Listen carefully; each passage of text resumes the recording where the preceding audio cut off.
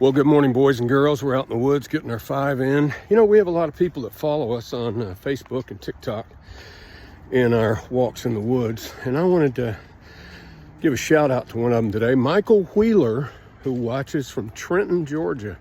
Hope you have a good day, Michael.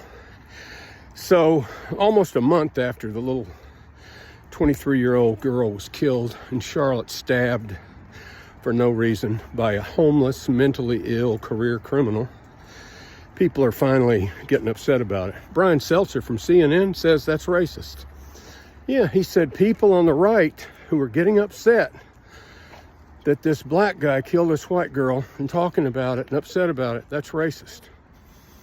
I guess if people on the left get upset about it, it's not racist. But, you know, the guy was homeless. And so he's riding the light rail and using it as a place to live, basically.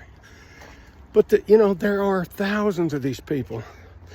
I drive by a public supermarket, a strip mall, every day. And there was a guy who, in the blazing heat of the summer, is laying in a sleeping bag by the sidewalk out there. And I saw him day after day, and my conscience finally got the best of me. And I was going into Publix to buy something, and they had like a buffet line. So I made a plate, food, bread, and everything, and some tea.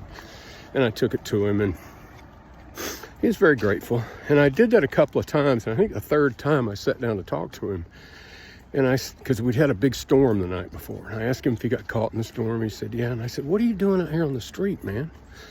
This is no good. It's dangerous. I said, don't you have any family? And he said, yeah, but we don't get along. And then I said, well, why don't you go to one of the shelters? He goes, well, I'm banned from the shelters. And I said, why? He goes, well, I stabbed somebody. And I went, oh, that's what you're dealing with.